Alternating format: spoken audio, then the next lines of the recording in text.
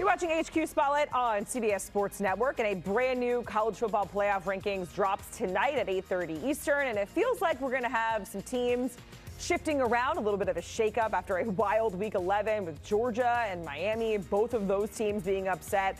5 CFP ranked teams lost overall. Again, those rankings drop tonight at 8:30 Eastern. And let's welcome in our bracketologist, Jerry Palm, and our college football insider, Dennis Dodd, to discuss. Jerry, first and foremost, as we get ready for another ranking reveal tonight, walk us through your latest bracketology. Yeah, so it's going to be kind of funny looking because the top 5 conference champions at the moment include number 13 Boise State, and number 14 SMU, which would be the 5th conference champion, where they're automatic qualifiers, and Boise State gets a bye as one of the top 4 conference champions. And what's unusual about this is that SMU leads the ACC, but is not the highest ranked team in the league. That's still going to be Miami, wherever they end up. And at the end of the season, that kind of a situation, at least for this year, seems unlikely. So, but you end up with a situation where Boise State, as a Group of 5 champion, gets a bye. That has never happened before. And then you end up with matchups in Oregon, Texas, BYU, and Boise State get the byes. And then you end up with some pretty good matchups. The next 7 at-large teams all go in the bracket. But you only go as far down as number 10, Notre Dame, number 11, Ole Miss, which would probably be the 11th ranked team would probably be in a bracket at the end of the year. Doesn't make the cut this time because 2 conference champions are outside the top 12. Yeah, Jerry, I really think it's interesting to talk about where Boise State's going to end up. You have them ahead of the ACC champion. They could, if they end up ahead of the ACC or Big 12 champion, it looks like they're going to get that automatic bye. This is a brand name that's been built over the years. This goes back, to Chris Peterson in the early 2000s. So this isn't a fluke. This is the junior label of Michigan, if you will. But Boise State's a real team, a real brand. I think a team to watch, it can be very interesting and really controls its own destiny to get into this bracket, is Colorado. And I know everybody's talking about Deion Sanders, they're all talking about Travis Hunter, but they do control their own destiny after that gutty win at Texas Tech. They play Utah at home this week and then play at Kansas in Arrowhead Stadium. If they win out, they're not only in the playoff, they're talking about getting one of those top 4, even with a 10-2 record, where nobody was thinking about that before the season. I doubted whether they'd even be a bowl team. And I got to hand it to Deion. I've been one of the critics. There've been a lot to whether he was going to get it done or not. He has gotten it done. They are at least bowl eligible. They're in competition for the Big 12. And now, as I just mentioned, could be in the playoff in year 2.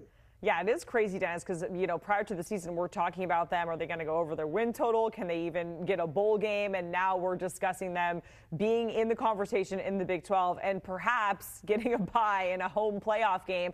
Jerry, do you agree with that? What does the pathway look like for them if you look at the rest of their schedule? Is there hope for Colorado to get in there, in your opinion? Well, as Dennis said, they control their own fate. They win the rest of their games. They're going to get into the Big 12 title game. You win that one, you're in.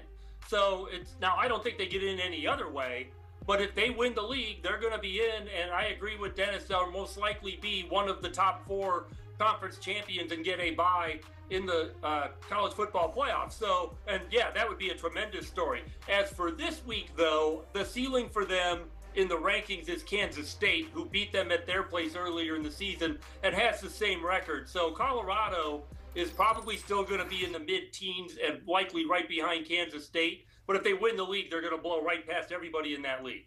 All right, and sitting at 7-2, as you saw there. Next up, they have Utah. Let's talk about one of the biggest upsets that we saw in college football for Week 11. That was Ole Miss taking down Georgia. I want to talk about the aftermath of that. Jerry, what needs to happen for either of those teams to get back in, at least to your bracketology, because both of those teams were left out based on what we just saw?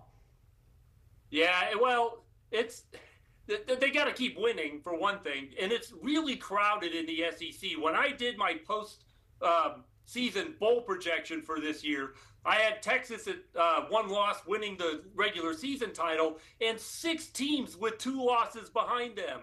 The tiebreaker for that took me about half an hour, ended up with Alabama. But if you're in that pile of teams, and you are in the right position of that pile of teams, not the rankings, but the conference tiebreakers, then you still have a chance. But right now, that's Georgia's chance. Win the rest of your games. All these 2-loss teams, same way. Win the rest of your games and hope the tiebreaker works out for you.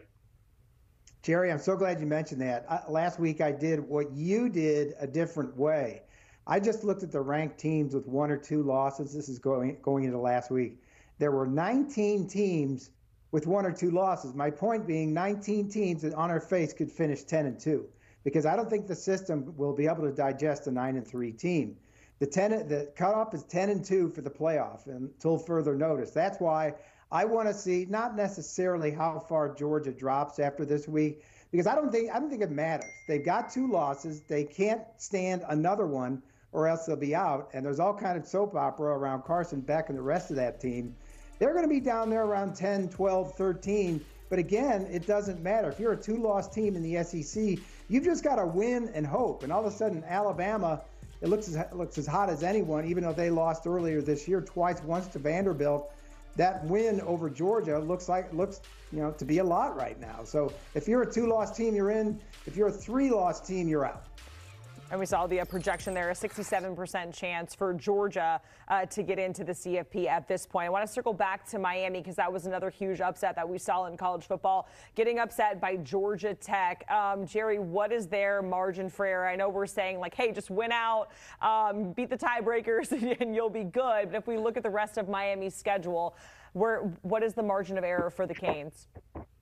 Well, Miami doesn't have to worry about a tiebreaker. They just got to win out, and then they'll get to the championship game, probably against SMU, and then they can win that, and they're in. If they don't win that, if they end up with 2 losses, 11-2 is better than 10-2.